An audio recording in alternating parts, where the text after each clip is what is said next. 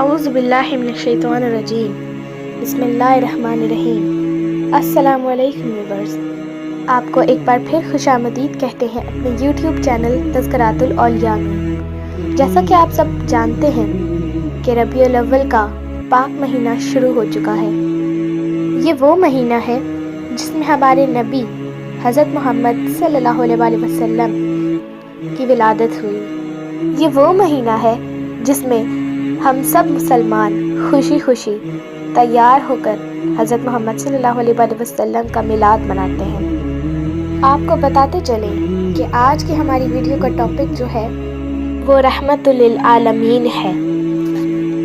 تو آج کی ویڈیو کا آغاز کرتے ہیں۔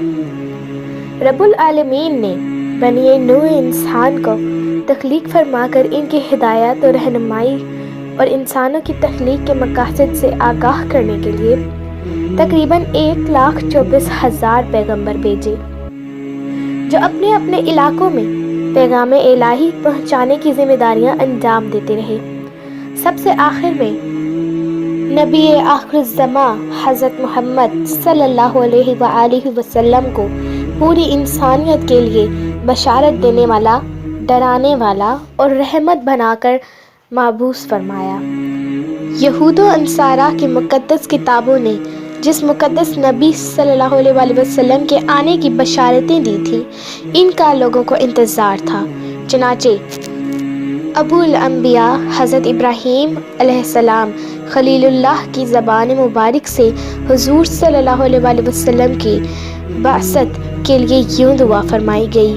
ترجمہ: اے ہمارے رب، انہی میں سے ایک رسول بھیج جو تیری آیتیں انہیں پڑھ کر سنائے اور انہیں کتاب الہی اور حکمت کی تعلیم دے اور ان کے اصلاح نفس کر۔ بعثت نبوی کے بارے میں قرآن کریم نے حضور صلی اللہ علیہ وآلہ وسلم کے اوصاف حمیدہ بتاتے ہوئے اس کی بھی صراحت کر دی کہ آپ صلی اللہ علیہ وآلہ وسلم کا ظہور قدوسی دراصل حضرت ابراہیم علیہ السلام کی دعا کا جواب ہے۔ رحمت دو عالم صلی اللہ علیہ وآلہ وسلم کا ارشاد ہے: میں اپنے بھائی حضرت عیسیٰ علیہ السلام کی بشارت ہوں۔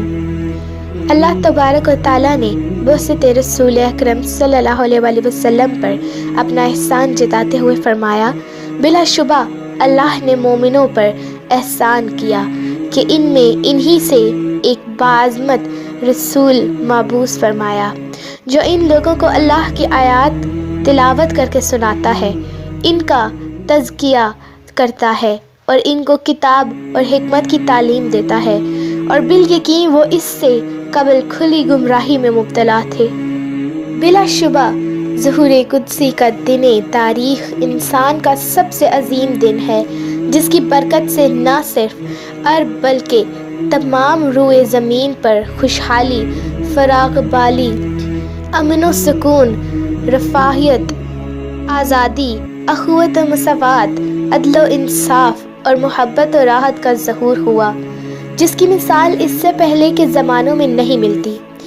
زندگی سے مراد حاصل کرنے کے لیے دنیا کے بیشتر مذاہب نے ترک دنیا ہونے کا درس دیا اور اسی میں ان کی فلاح بتائی، لیکن انبیاء اکرام علیہ السلام نے ان اعتقادات کی نفی کرتے ہوئے اپنی قوموں کو ہدایت فرمائی۔ صرف ایک اللہ کی عبادت کرو، در در کی ٹھوکریں نہ کھاؤ اور دنیا سے کنارہ کشی کر کے اس کی نعمتوں سے محروم نہ ہو جاؤ۔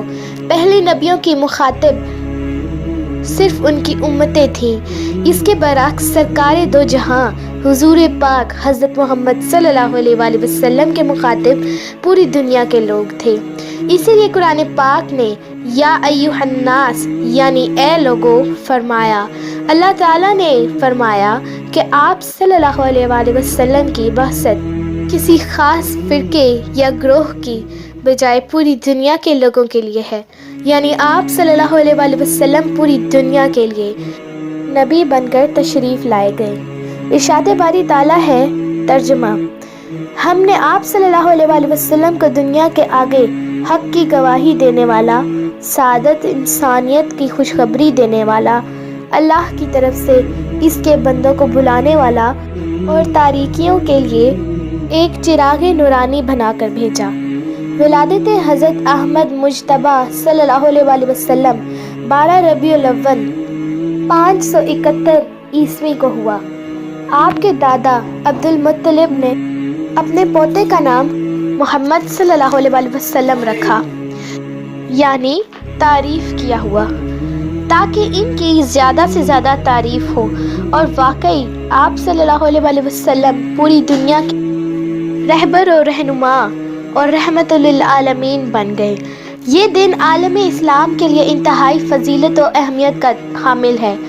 اس روز ہاشمی خاندان کے چشم و چراغ حضرت عبد المطلب کے پوتے حضرت عبداللہ کے نور نظر، حضرت آمنہ رضی اللہ عنہ کے لال محسن عظیم، ہادی برحق، نور مجسم، خیر البشر، فخر موجودات، خاتم النبیین، رحمت للعالمین، احمد مجتبیٰ حضرت محمد مصطفیٰ صلی اللہ علیہ وسلم کا یوم ولادت انتہائی عقیدت و احترام اور جوش و جذبے سے عالم اسلام میں منایا جاتا ہے۔ حضرت محمد صلی اللہ علیہ وسلم کی تشریف آوری سے قبل دنیا ظلم و ستم، وحشت اور جہالت و گمراہی کا گہوارہ بنی ہوئی تھی۔ حیوانیت و بربریت عروج پر تھی۔ معاشرہ طبقات اور فرقوں میں بٹا ہوا تھا۔ اخلاقی اور اجتماعی خرابیاں اتنی بڑھ گئی تھیں کہ انسانیت کو کوئی راہ نجات نظر نہیں آ رہی تھی۔ عرب کی حالت سب سے بری تھی۔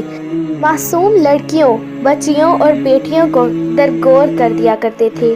معمولی سی باتوں پر جنگ و جدل کی نوبت پہنچ جاتی تھی۔ غرض یہ کہ دنیا صداقت، کفر و گمراہی کے اندھیروں میں بھٹک رہی تھی۔ ایسے میں آپ صلی اللہ علیہ وسلم نے اپنے اعلیٰ و عرفہ سیرت و کردار سے ضلالت کے اندھیروں میں گری ہوئی انسانیت کے قلب و ذہن کو نور ایمان سے منور کیا۔ حضور اکرم صلی اللہ علیہ وسلم نے قوم، خاندان، نسل بڑھائی اور کمتری کے تمام معیار توڑ کر بنی نوع انسان کے سامنے ایک ہی معیار رکھ دیا، اور وہ یہ ہے ترجمہ: جو تمام میں سے زیادہ پرہیزگار ہے، اللہ کے نزدیک وہی معزز ہے۔ فرمایا، پرہیزگاری کے سوا اور کسی چیز کی بنا پر ایک شخص کو دوسرے پر کوئی فضیلت نہیں۔ سب لوگ حضرت آدم علیہ السلام کی اولاد ہیں، اور آدم مٹی سے بنے ہوئے ہیں۔ اس سے ہمیں یہ پتہ چلتا ہے کہ سب کو پرہیزگاری کی بنا پر ہی افضل قرار دیا گیا ہے۔ جو جتنا پرہیزگار ہوگا، اللہ کے نزدیک وہ اتنا ہی معزز ہوگا۔ کسی کو بھی رنگ، نسل، خاندان، قوم کی بنا پر افضل قرار نہیں دیا جا سکتا۔ حضور اکرم صلی اللہ علیہ وسلم نے اس دنیا میں آ کر سب کو روشنی دکھائی اور گمراہی کے اندھیروں سے باہر نکالا، اور ہمیں سیدھی راہ دکھائی۔ اب ہم پر ہے کہ ہم ان کی سیدھی راہ پر عمل کرتے ہیں یا گمراہی کے اندھیروں میں پڑے رہتے ہیں۔ آئیے مل کے اللہ سے دعا کرتے ہیں کہ یا اللہ ہمیں گمراہی کے اندھیروں سے نکال دے، اور ہمیں اپنے نبی صلی اللہ علیہ وسلم کے سیدھے راستے پر عمل کرنے کی توفیق عطا فرما۔ آمین ثم آمین۔